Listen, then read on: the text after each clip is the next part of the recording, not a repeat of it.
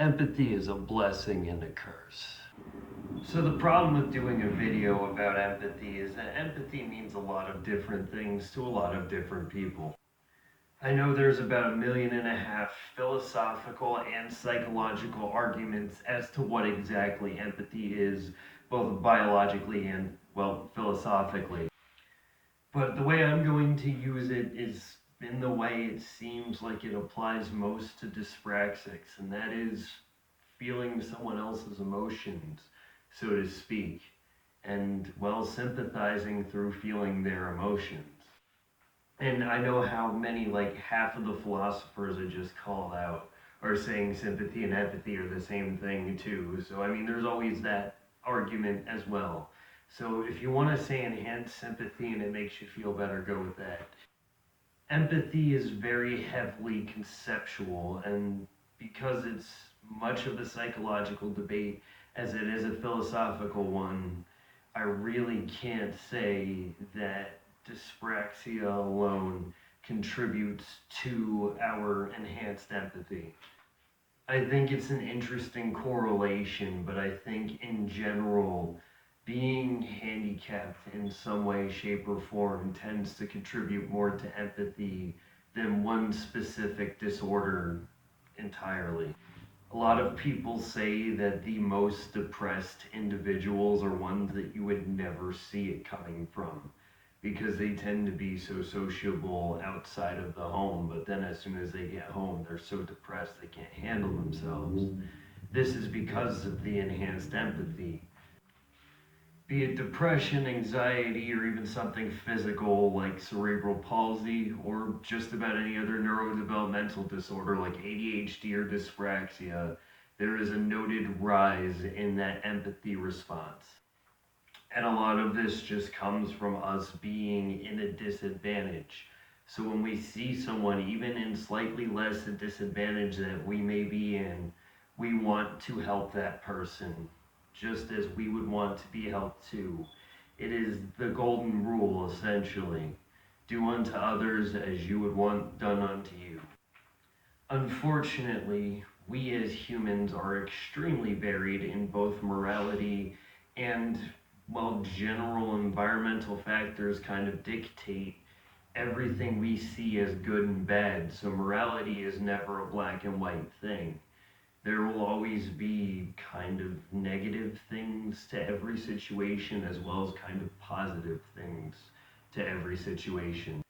And while a lot of people see this interconnectedness and do unto others as I would do unto myself sort of philosophy, there are a lot of people in the world that don't. Or that they do, but just to a different extent that you may believe in. And so it seems as though those who are handicapped tend to kind of understand every situation. It's why many of us are relatively objective. We're like universally empathetic. I can never really pick sides in most political debates. I would consider myself relatively objective. And while a lot of people would like to say that, I like legitimately mean it. There are very few things that I'm willing to truly argue for or against because no issue is truly black or white like that. And I think part of the prominence in things like dyspraxia, ADHD, and other neurodevelopmental disorders when it comes to empathy is just the fact that many of us are always kind of caught in our heads or spend a lot of time just kind of isolated from people. And anyone who's ever sat alone in isolation for any period of time will know that you start to go a little crazy and you start to think all these existential questions. And a lot of that craziness is just kind of fear of existentialism. And existentialism is a whole broad topic of philosophy, but to put it in simple terms, it's just kind of understanding your place in the universe. But the reason these things seem to be prominent in those with neurodevelopmental disorders like cerebral palsy, dyspraxia, ADHD, etc., is because we also have kind of this enhanced perception. And a lot of this comes from being handicapped from the get go. I'm sure everyone has heard of certain people who, when they lose one sense, the other sense is heightened. And this is just kind of a given from the get-go when you have something like dyspraxia.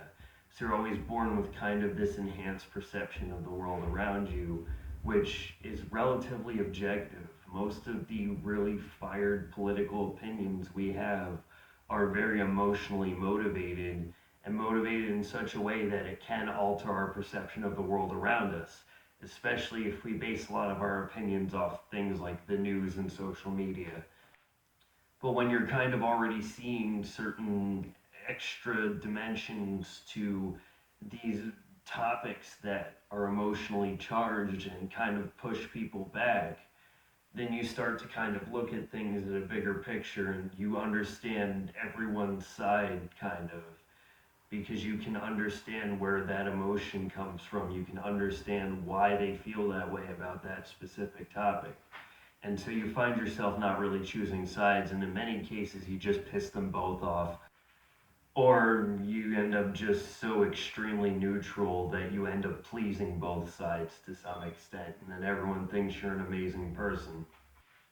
So all this sounds great and everything. We're extremely objective. We're not prone to existential terror so much. It all seems really positive, and people seem to like us, and we all enjoy each other as empaths. We feel each other. It's that peace out hippie love, man. I feel you, you feel me. We're all one with the universe, as Carl Sagan would say. It's a very hippie thing to be an empath.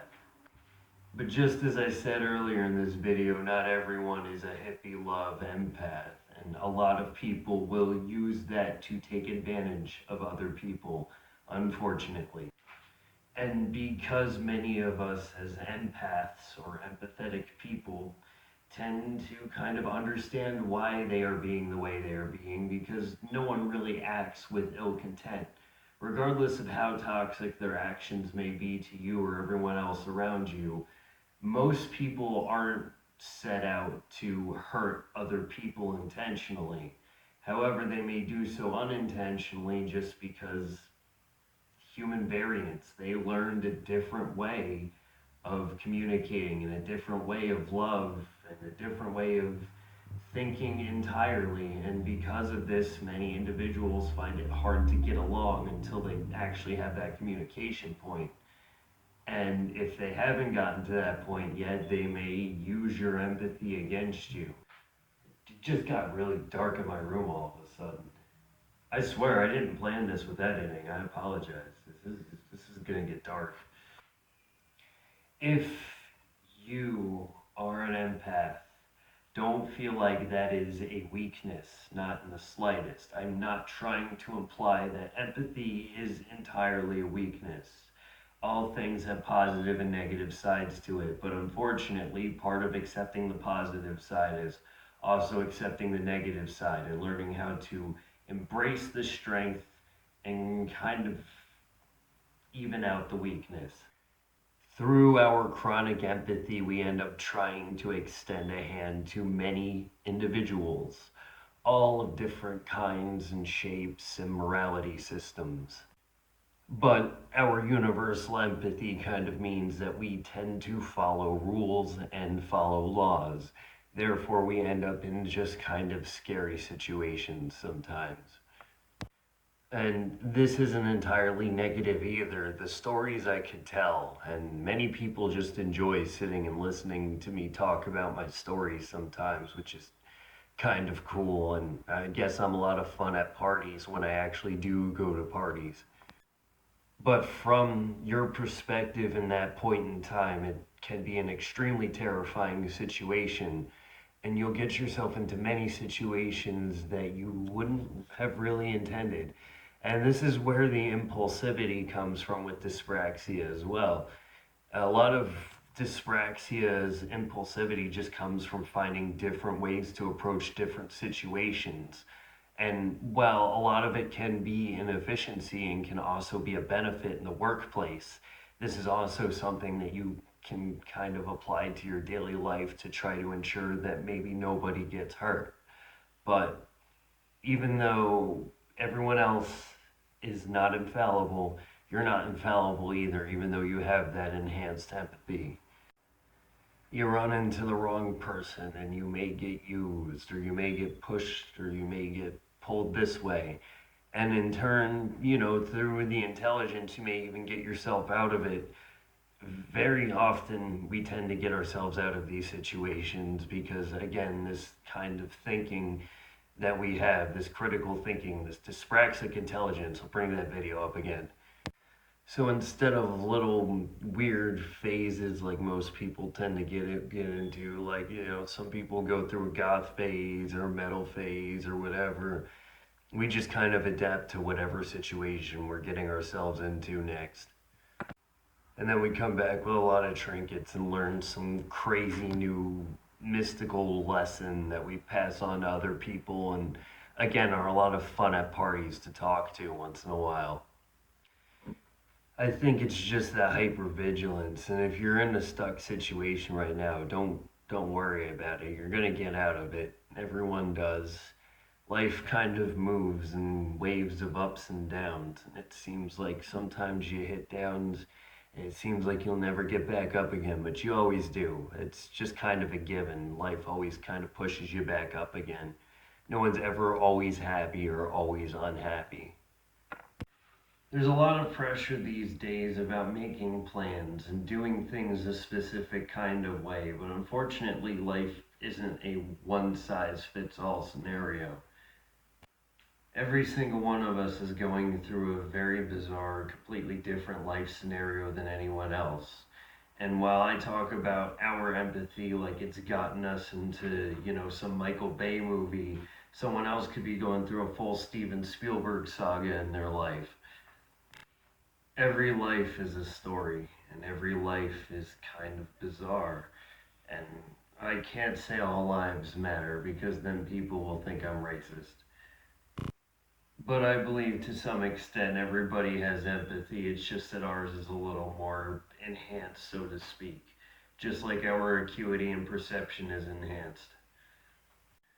Just as every human being is different, dyspraxics are just kind of a little bit more different by like an extra couple of dimensions. But hey, that's all for this video, everyone. You guys have a good one.